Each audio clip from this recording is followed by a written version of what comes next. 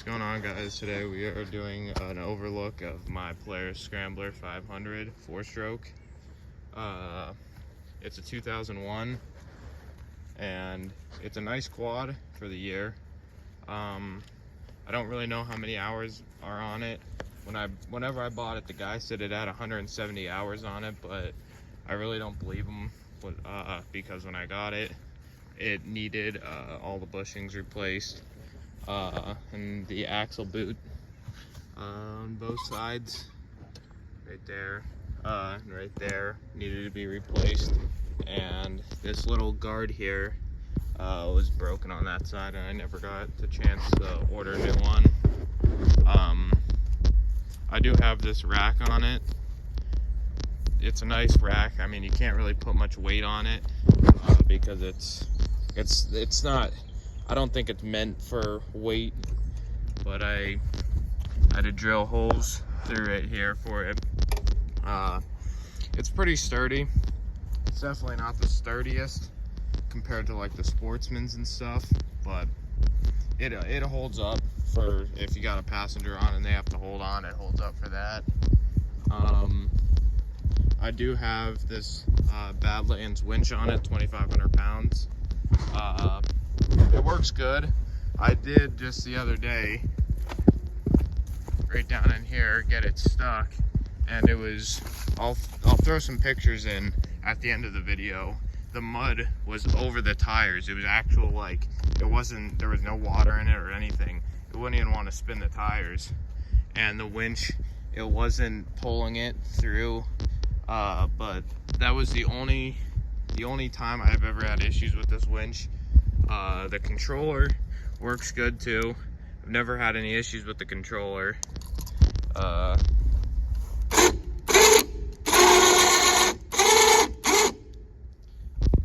It's for the price. I bought it for $60, or I think it was $70 actually, off of Harbor Freight, and it works good.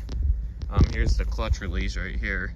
Sometimes it doesn't want to come out, so you gotta like I don't even know what. I think it's with all of them. I looked it up and it was with I seen multiple reviews on it, and you have to either retract it or extend it, and then it'll let the clutch free sometimes. It's weird, but for the price of it, you can't beat it. I have these ITP mud lights. They're 23 by 8 by 10s. See right there. And then I don't know what the exact rim is, but these are ITP rims. You can see right there, ITP rims. They are nice. I like them. This one's a lot cleaner than the other side. I still have the stock rims on the back that were spray painted black. I have to respray paint them. The paint's starting to come off from the power washer, but the backs are 22 by 11 by 10. They're pretty wide, honestly. They have a lot of grip on them, and they throw a lot of mud. Even just driving it normally, it throws a lot of mud.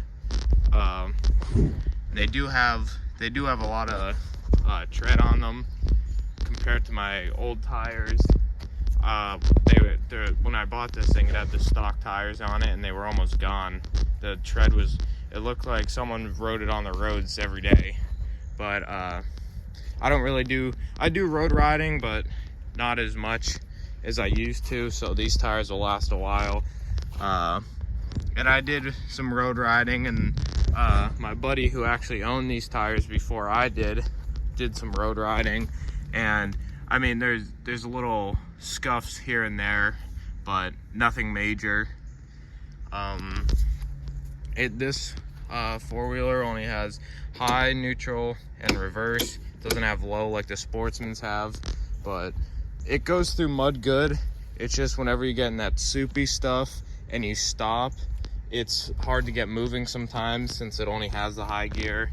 But other than that, I've really never had issues with it where I needed low gear, but I don't take this thing mudding like I would with a high lifter. I put this like I don't even know what to call this. This plate right here, it didn't come with the scrambler, so I ordered it online for like 20 bucks and resprayed it, and it looks good. I got a trailer hitch ball on there. I changed the oil right when I got it. I also changed the air filter. Both the oil looked fine. I don't know when the last time we changed it was, but we changed the oil in the hubs down there, so that's all good. The rear bearings in the axle went bad on a ride. I was with my buddy Screaming Demon 2. He's on YouTube now. I went riding with him and blew the rear bearings out on it, and I had to reverse it almost 2 miles, which was rough. But the whole axle, I mean, it was moving probably 4 inches. The tire would hit up here sometimes. So, and these are bigger tires than what I had on before, so it was quite a journey getting back. Right up here with this model, I've seen some that you turn the key, which most is you turn the key to turn it on, but this one, you turn the key and then over on the kill switch, you push up on the kill switch.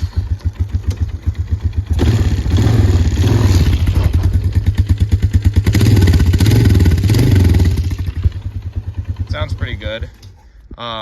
Here's a reverse override. Here's the lights. That's low right there, and then high goes to 1, which I don't really like that. At least I've never owned a scrambler before this, so I don't know if that's actually how it is. But I usually keep it on low because it's bright with both lights. If I keep it on high, it's bright farther out, but it's not as bright. Like I don't really know how to explain it without showing videos from night, but I don't think I have videos of this thing at night. But it's weird. I usually just keep it on low. Other than that, these whenever I bought this, the price was good. Now I see these for some of them near $4,000, which I wouldn't pay $4,000 for this. I could see if you have upgrades into it, like even if you have different tires, just completely, like I could see $4,000 if it's a brand new quad from 2001. But like most of these I see online are beat, and you gotta watch out now because most of the people say it's brand new. Like what happened with this, and when I got it, it wasn't brand new, and I was kind of expecting that with it being a 2001, but it seemed in good condition, and it is fairly in good condition. It's just the bushings, axles, stuff like that. But you just gotta watch out because now people say it's only been ridden for 50 hours, never abused, and then you get it home and it barely runs, and the brakes are bad, everything's bad on it. So the brakes were also replaced on this too. But other than that, this is my 2001 Polaris Scrambler 500 4-stroke. I'll throw some pictures in after this of it in that mud, and just other pictures I think are cool of it. But this is my Polaris Scrambler 500.